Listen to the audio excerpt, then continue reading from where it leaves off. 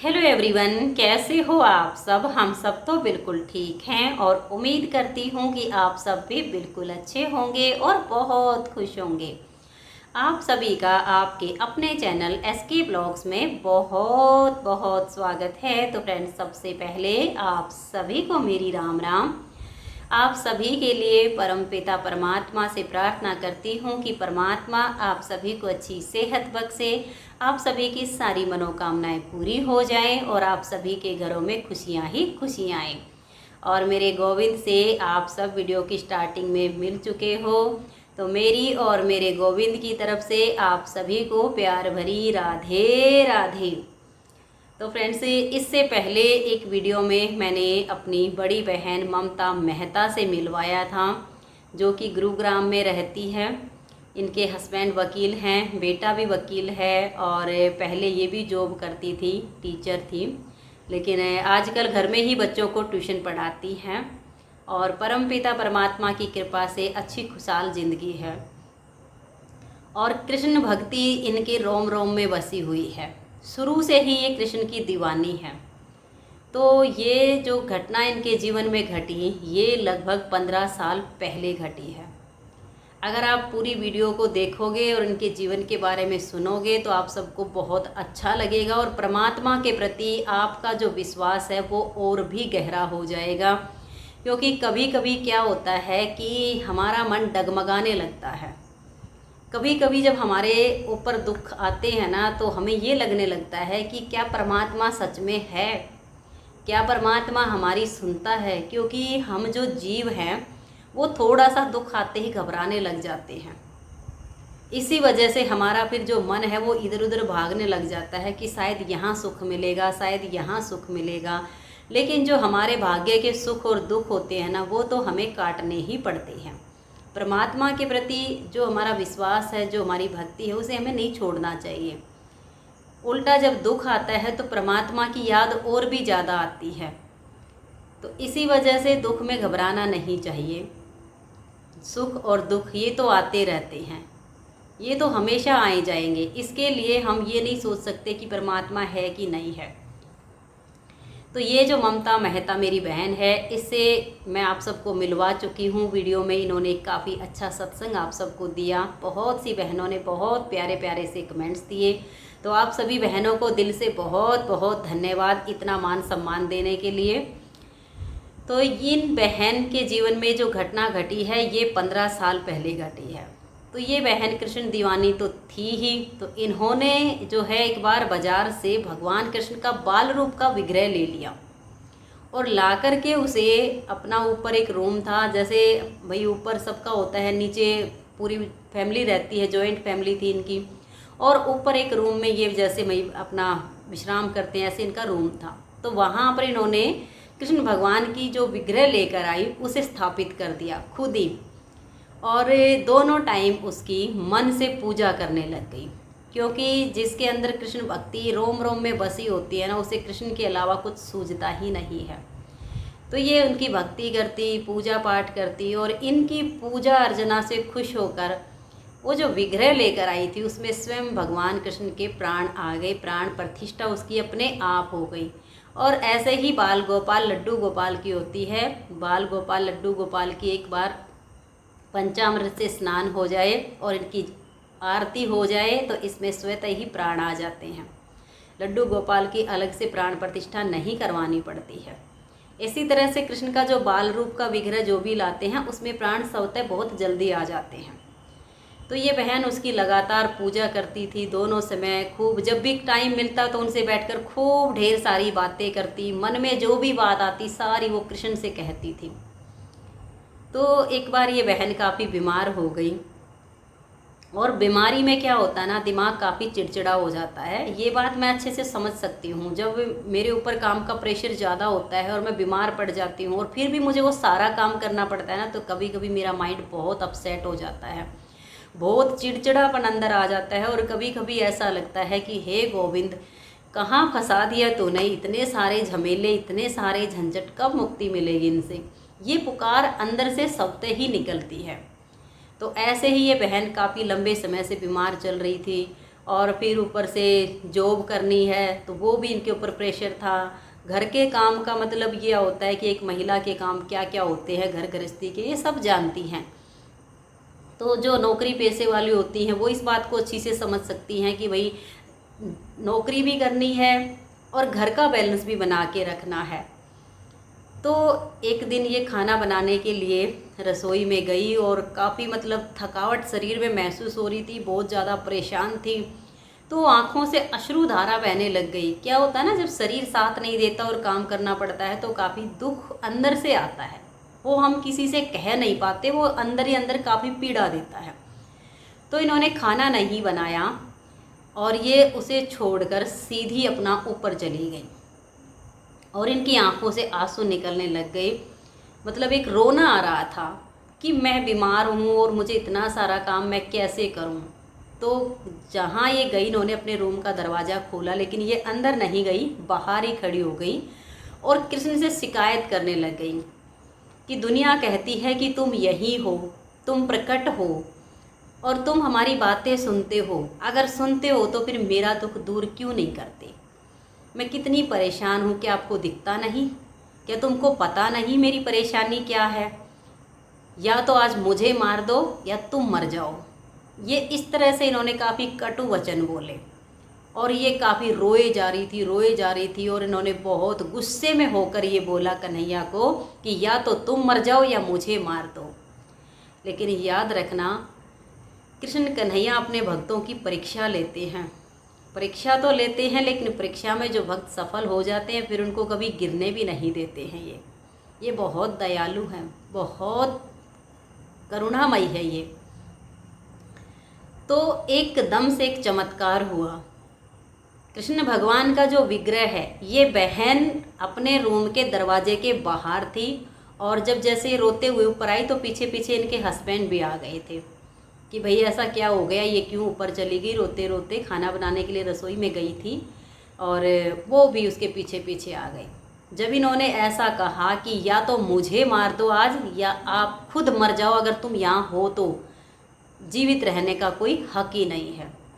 और ऐसा हादसा हुआ, ऐसा चमत्कार हुआ कि जो कृष्ण भगवान का विग्रह इन्होंने स्थापित किया हुआ था, जिसकी ये पूजा नित्य नियम से करती थी, जिसकी आरती करती थी, उनका जो सिर था वो धड़ से अलग होके गिर गया। बाहर गेट दरवाजे पर इसके हस्बैंड और ये दोनों खड़े थे और इतना एकदम जोरदार धमाका सा हुआ कि ये दोनों एकदम से सहम गए कि ये हुआ क्या। कमरे में तो कोई नहीं था और इनकी गर्दन अचानक से टूट के क्यों गिर गई, ये क्या हो गया। और ये बहन एकदम से सहम गई कि ये हुआ तो क्या हुआ। फिर नीचे से जो इनके बाकी के फैमिली मेम्बर्स थे वो भी ऊपर आ गए। उन्होंने आकर देखा तो वो सब भी हैरान हो गए कि ये सब हुआ कैसे। रूम में तो कोई भी नहीं था, किसी ने कुछ किया नहीं, हाथ नहीं लगाया। अगर बाई चांस कोई अंदर होता, किसी ने हाथ लगाया होता तो कोई यही समझे कि गिर गए होंगे, तब ये सब हादसा हो गया होगा। लेकिन बाहर सब थे और बाकी का जो धड़ है वो तो सही खड़ा है, लेकिन उसकी जो गर्दन है वो टूट के गिर गई है।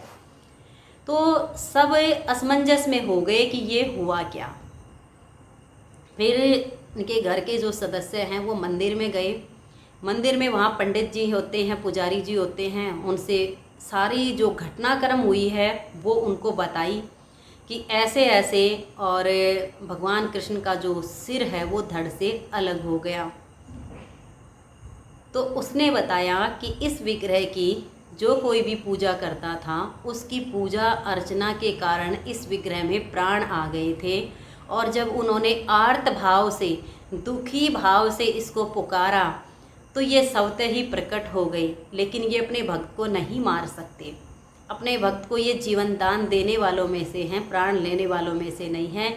इसलिए इन्होंने इस विग्रह से अपनी जीवन लीला खत्म कर दी है। तो फिर घर वालों ने पूछा कि इसका उपाय क्या है, अब हमें क्या करना चाहिए, ये कोई हमें दोष तो नहीं लगेगा, पाप तो नहीं लगेगा। तब पुजारी पंडित जी ने बताया कि इस विग्रह में प्राण सविता आ गए थे। तो अब इसका अंतिम संस्कार आपको करना पड़ेगा पूरे विधि विधान के साथ। जैसे हम इंसान जीवित होते हुए एकदम से प्राण हमारी देह से निकल जाते हैं, तब हमारे शरीर का अंतिम संस्कार किया जाता है, ठीक उसी तरह से इनका अंतिम संस्कार कीजिए। और इच्छा हो तो दूसरा विग्रह लाइए और उसकी पूजा अर्चना शुरू कर दीजिए। तो इन सब ने भगवान श्री कृष्ण का जो विग्रह खंडित हो गया था, जिन्होंने की गर्दन टूट गई थी, उसका पूरे विधि विधान से अंतिम संस्कार करवाया। लेकिन उसके पश्चात ये बहन बहुत गुमसुम हो गई, और जब भी मतलब इसकी आंखों से आंसू निकलते तो अंदर से एक ही आवाज़ निकलती कि मैंने अपने प्रभु को मार दिया, मैंने अपने कृष्ण कन्हैया को मार दिया। मतलब अंदर से ये बहुत पीड़ित हो गई। तो इस बात को फिर 2-3 महीने का समय बीत गया। ये किसी से कुछ नहीं कहती थी, बस अपना गुमसुम रहती। और इन्होंने फिर ये प्रण लिया कि अब मैं कृष्ण भगवान का कोई विग्रह नहीं लाऊंगी। और मन ही मन इन्होंने ये प्रतिज्ञा कर ली कि भगवान अब आप स्वयं चल कर आओगे मेरे पास, मैं अब कोई विग्रह आपका नहीं लाऊंगी, ना ही मैं उसे यहाँ पर स्थापित करूँगी। जब आप खुद चलकर मेरे पास आओगे तब मैं उसकी स्थापना करूँगी और तब मैं उसकी पूजा करूँगी, लेकिन अब मैं आपको नहीं लाऊंगी। ये इन्होंने अंदर से प्रण ले लिया और खूब रोती अकेले में बैठ के। स्कूल भी जाती, लेकिन स्कूल में भी किसी से कुछ नहीं कहती, घर में भी किसी से कुछ नहीं रहती, काफ़ी गुमसुम सी रहने लग गई। 3 महीने का समय बीत गया। इन बातों को इन्होंने किसी को कुछ नहीं बताया कि मेरे साथ क्या घटना घटी, क्या हुआ। स्कूल में भी कुछ नहीं बताया किसी को भी। तो इनकी स्कूल की जो प्रिंसिपल है वो इनका काफ़ी सम्मान करती थी, काफ़ी इनकी रिस्पेक्ट करती थी। तो वो भी वृंदावन जाती थी, कृष्ण की भक्ति में वो भी लीन थी। तो एक बार वो अपने हस्बैंड के साथ श्री धाम वृंदावन गई बांके बिहारी के दर्शन करने के लिए। तो देखिए वहाँ पर क्या चमत्कार होता है। जब वो इनके स्कूल की प्रिंसिपल बांके बिहारी के दर्शन कर रही थी, तो उनकी आंखों के सामने बांके बिहारी की जगह इन ममता बहन का चेहरा बार बार आ रहा था। और विग्रह से एक आवाज़ आ रही थी कि मुझे अपने साथ ले चलो, मुझे अपने साथ ले चलो। वो काफ़ी हैरान हो गई कि ये क्या हो रहा है। मैं दर्शन बांके बिहारी का कर रही हूँ और मेरी आंखों के सामने बार बार जो छवि आ रही है वो ममता की आ रही है, ऐसा क्यों हो रहा है। तो उसको कुछ समझ में नहीं आ रहा था। ये बात उन्होंने अपने हस्बैंड को बताई कि आज मेरे साथ पता नहीं क्या हो रहा है, मैं बिहारी जी का दर्शन करती हूँ तो मेरे सामने ममता की छवि आ रही है और आवाज़ आ रही है कि मुझे साथ ले चलो, मुझे साथ ले चलो। उसके हस्बैंड ने कहा कि तुम जो है ममता के लिए राधे कृष्ण का विग्रह ले लो। अब हमारे पास तो है, अब छवि तुम्हारे आंखों के सामने ममता की आ रही है, तो शायद बिहारी जी हमें आदेश कर रहे हैं कि मुझे ममता के घर ले चलो। तो अब देखिए हमारे घर में तो हैं बाल गोपाल, लड्डू गोपाल हैं। अब हम एक लड्डू गोपाल की सेवा कर रहे हैं, शायद दूसरे की हम पूरे भाव से ना कर पाएँ, तो तुम ऐसा करो ममता के लिए ले लो। तो फिर मन में एक विचार आया, अगर उसने ना लिए तो फिर सोचा कि चलो वो नहीं लेगी तो फिर हम इसकी सेवा कर लेंगे, लेकिन हम एक अच्छा सा विग्रह देखते हैं और ममता के लिए लेकर चलते हैं। अब इधर देखिए क्या घटना घटती है। ममता को रात को सपन में कृष्ण भगवान नजर आते हैं और वो उसको संदेश मतलब अपना दे देते हैं कि मैं आ रहा हूँ। ये भाव उनको दे देते हैं कि मैं तुम्हारे पास चल के आ रहा हूँ। इन्होंने ये बात भी किसी को नहीं बताई कि मुझे आज भगवान ने दर्शन दिए हैं और मुझसे कहा है कि मैं आ रहा हूँ, किसी से कुछ नहीं कहा। और ये अपना स्कूल में चली गई। और उधर इनकी जो प्रिंसिपल थी उन्होंने मंदिर से बाहर निकल के और देखा एक सुंदर सा जुगल सरकार जोड़ी, राधा कृष्ण की जोड़ी उन्होंने इसके लिए ले ली। इन्होंने लिए 4 इंच के, बहुत प्यारा विग्रह इन्होंने लिया। और ये लेकर के मतलब बहुत जल्दबाजी में, विग्रह लेने के बाद इनके पैर कहीं ज़मीन पर टिक ही नहीं रहे। इनके मन में एक उतावलापन था कि जल्दी से जाएं और ये हम ममता को भेंट करें, उसे बहुत अच्छा लगेगा। तो ये जैसे ही वो मतलब वृंदावन से आए तो वो सीधे स्कूल आए, कहीं नहीं गए वो। और उनके हाथ मुने इन्होंने राधा कृष्ण लिए हुए थे, पैकिंग में लेकर आए। और जैसे ही वो स्कूल में, ममता जो हमारी बहन है बड़ी, ममता मेहता, वो स्कूल के गेट में अंदर जा रही थी, तो उन्होंने पीछे से आवाज़ लगाई कि ममता रुको, अंदर बाद में जाना, पहले हमसे मिलो, हम आपके लिए कुछ लेकर आए हैं, देखोगी तो खुशी से पागल हो जाओगी। तो ममता बहन के दिल से पता क्या आवाज़ आई, क्योंकि उदास तो ये रहती ही थी, इनके मन में दुख था इस चीज़ का कि मेरे कारण कृष्णा चले गए हैं। तो इन्होंने पता क्या कहा कि मेरे लिए तुम और क्या लाए हो, तुम मेरे लिए मेरे कृष्ण लेकर आए हो, तुम मेरे लिए मेरे राधा कृष्ण लेकर आए हो। ये भाव अंदर से सबते निकल गया उसके अंदर से। तो उन्होंने कहा कि आपको कैसे पता, तो इन्होंने कहा मुझे सब पता है, तुम मेरे लिए वृंदावन से भगवान कृष्ण लेकर आई हो, मेरी राधा रानी लेकर आई हो। इनके मन में इतनी खुशी की लहर दौड़ गई, इनके जीवन में इतनी खुशी की लहर जो दौड़ गई कि पूछो मत। और फिर इन्होंने राधा कृष्ण को लाकर अपने घर में स्थापित किया, उनकी पूजा अर्चना वंदना की। इनके चेहरे की जो खोई हुई मुस्कान थी वो लौट आई। तो यहाँ पर देखिए, मैं आप सबसे एक बात कहना चाहूँगी, जो सच्चे मन से भगवान की भक्ति करते हैं ना, जो सच्चे मन से उस परमात्मा को याद करते हैं, तो परमात्मा उसके बिल्कुल पास में होते हैं, उसके दिल से उसका तार जुड़ जाता है, जब वो चाहे उससे बात कर सकता है, अपने हर भाव हर सब कुछ भगवान स्वतः ही प्रकट कर देते हैं। तो ये चमत्कार इस बहन के जीवन में पहला घटा था। इनके जीवन में चमत्कार तो अनेकों अनेक हुए हैं। समय समय पर इनके जीवन में घटी जो चमत्कारिक घटनाएं हैं वो मैं बीच बीच में मुझे मिलती रहेंगी, तो मैं आप सबके साथ शेयर करती रहूँगी। तो आप सबको मेरी इस बहन के जीवन से क्या सीख मिली, क्या प्रेरणा मिली, ये ज़रूर बताना कमेंट्स करके। मुझे तो ये सीख मिली है कि परमात्मा से प्रेम करो तो हृदय से करो। जब हृदय से प्रेम करोगे ना तो वो दिल की पुकार ज़रूर सुनेगा। वो हमसे दूर नहीं है, हमारे पास है।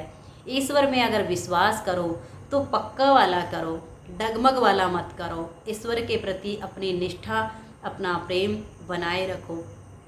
ईश्वर सब जगह है, इसलिए भक्ति करने के लिए हमें कोई कामकाज छोड़ने की ज़रूरत नहीं पड़ती है, कुछ भी करने की आवश्यकता नहीं पड़ती है।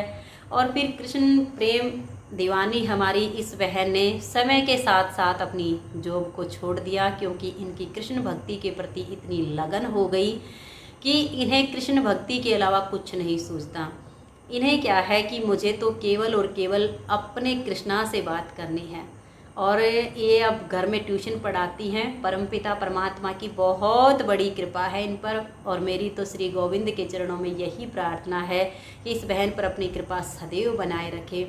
और जो भी कृष्ण भगवान के प्रेमी हैं, भक्तजन हैं, वो सब सदैव परमात्मा के भक्ति में लीन रहें, उसका गुणगान करते रहें, और ऐसी ही चमत्कारी जो अनुभव होते हैं उनको महसूस कर सकें। तो फ्रेंड्स, ये वीडियो अच्छी लगी हो तो वीडियो को लाइक शेयर ज़रूर कीजिए। आज की इस वीडियो में इतना ही, मिलते हैं नेक्स्ट वीडियो में। तब तक के लिए आप सभी को मेरा प्यार भरा नमस्कार। राधा स्वामी, राधे राधे, जय श्री राधे, बाय बाय। खुश रहिए और आप सब अपना अपना ध्यान रखिए। तो एक बार फिर से मेरी और मेरे गोविंद की तरफ से आप सभी को प्यार भरी राधे राधे।